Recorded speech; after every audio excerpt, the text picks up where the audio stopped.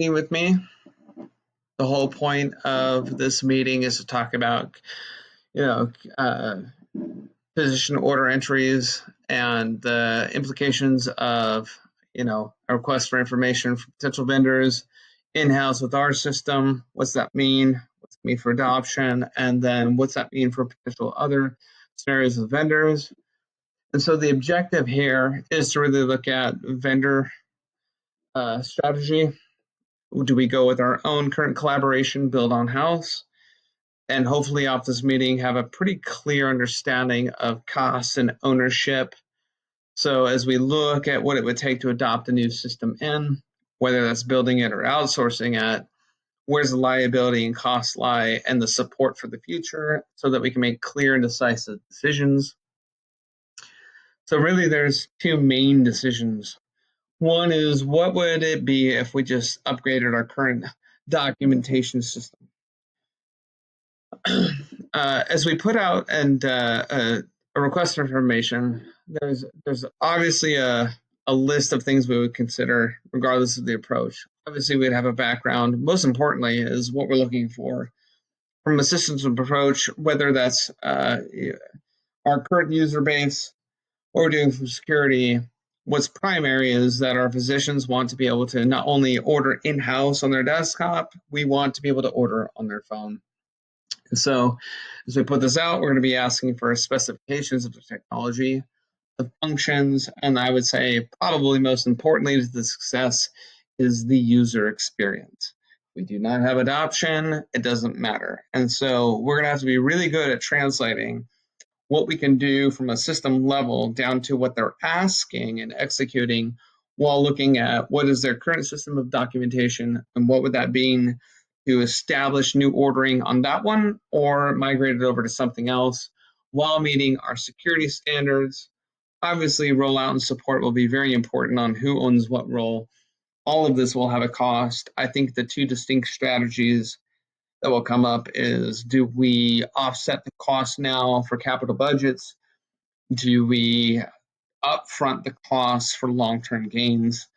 Obviously, in this RFI, we'd have a vendor assessment so we can take a frank look at who has current customers, what's their execution in the market, and even if it's our current vendor, we want to know, are these new features we're asking for successful with any current clients? We would establish some submission requirements. If we want immediate and broad feedback from any vendor in the market, they'll want to know it's worth the return of the work and that we'll get back to them swiftly. And so we'd obviously have some very clear outlines of here's when it's due, here's who you're going to talk to, and here's when we'll get back. So the first look is at a system upgrade.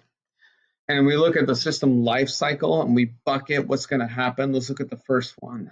So if we look at planning and analysis, we take what we're doing with documentation. We would need to do some planning and analysis on our current vendor relationship and us and our IT team. We'll save some money on doing this, but we're going to need to look at capabilities versus feasibility. Obviously, kind of anything can be done, but is it feasible based on time and budget? I think it would be wise to do a gap analysis on where are they now with our providers, with our system architecture, and what's the gap between what they want to get done and what's that cost to bridge that gap.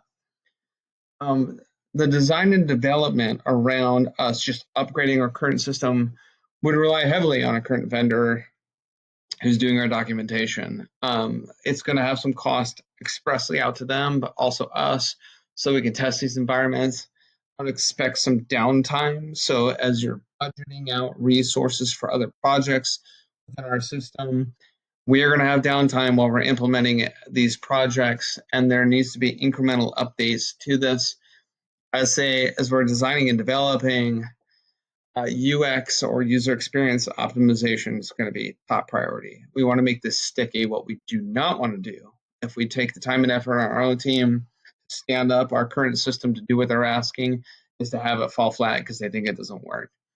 So from an implementation and testing standpoint, we probably need to go in phases where we have a friendly clinic or friendly provider inside of our hospital who will say, yeah, I'll test it out. Maybe low friction, not as stressed out, but enough transactions where we can provide some training to the staff and get immediate feedback and validation that whatever we develop when it comes to physician ordering works and that they're happy with it.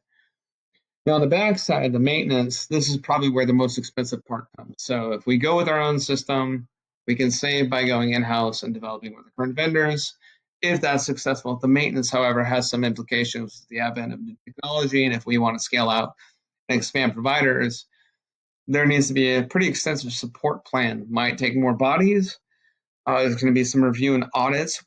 We're going to be expanding out our own security into new product security by enabling mobile ordering. And there's going to have to be constant updates. So I'd say the upside, if you wanted to go with a system upgrade, we've got in-house resources. We can work with current vendors. If that all aligns, great. So if you want an immediate win, perhaps, but in the long term, there's no guarantee that our maintenance and all the other costs will stay low and where we want it to be with everything that's coming to market. So that leads to the other bucket, which would be a new system. In the same buckets of planning and analysis, we'd have to do a direct needs assessment. So assuming we're going with a complete new system, which potentially adopts or hybrids in our documentation system with an ordering system, we would do a needs assessment, make sure we're not missing anything. We don't want to give up anything on the documentation just for the win on the order. We want to identify all the stakeholders from practice management to the current vendors. And we want to do distinct workflow mapping in this analysis to make sure that we're getting as close as we can to old system and new system adoption. Obviously, integration and costs are going to be a factor. From design and development, by working with a potential vendor that's to market, we would architect our own system to meet future requirements, including a prototype that we could build out with a vendor. Now, if we outsource this, more than likely they have one. If they've gone to market with it, what we would really need to develop in plan with them is a migration plan on our legacy data. Now, to implement and test that, similarly, we need stages. We need friendly docs on our staff who are willing to use this. It will take some extensive training because we're not just training them on the new ordering system. We're going to be moving everything from practice management from your MA to MD on documentation as well. So we need extensive training. Now, if we use someone who's to market, we can offload that. Less bodies on us, more bodies on them to do the training on the front end. With support, we can do end-to-end testing and performance-based metrics. We will absolutely want to measure, is the system being used and effectively being used by every persona logged on. Now, the upswing on this, what I just described was a lot of cost. By outsourcing this, however, on the maintenance, I would look to vendors potentially who are already meeting our requirements from FHIR, HL7 on HITRUST that we can simply tie into, and they can help us maintain and scale rather than us always trying to catch our tail on what maintenance requires. And then we'll obviously need feedback and updates to happen on a maintenance basis. So from a strict financial and planning perspective, if I had to make a recommendation from a system plan based on how fast technology is moving and the uncertainty of regulation, I'd go with the new system. We're arguing one function versus 10. And if we try to upgrade our own, yeah, we might save some money, but you never know. So there's three distinct things I'd weigh out as a CFO. One is just the integration and interoperability.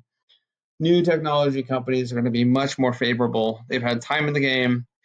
We get market tested products and less workarounds that we would have to internally always handle from tickets.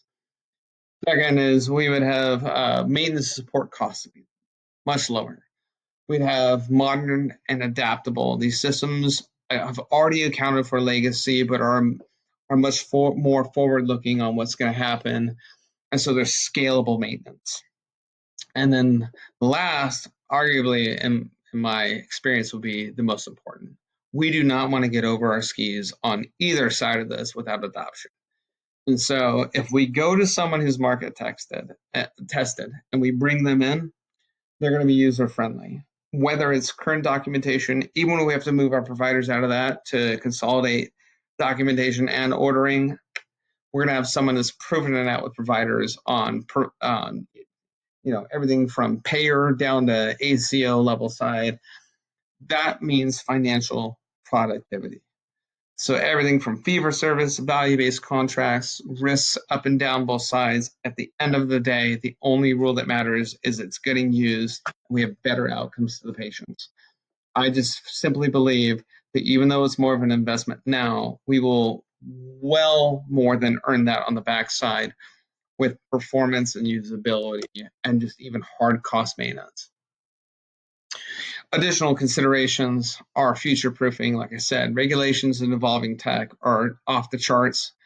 Having to figure that out with old legacy systems, yes, providers are used to documenting a certain way, but they're aware as we are on what's coming down the pike on regulations and all the cool technologies coming out. What we don't want to do is be pigeonholed, and that means ROI. So efficiency is the win here. So for long-term gains on performance with each of your provider from the point of care visit all the way down to who's managing their treatment protocols from tumor boards and all the way through, I would say those additional considerations married with what we can do financially as a CFO, as you're weighing out, yes, more upfront costs. In reality, if you add in time, money, effort from our current staff and being pigeonholed, a new system,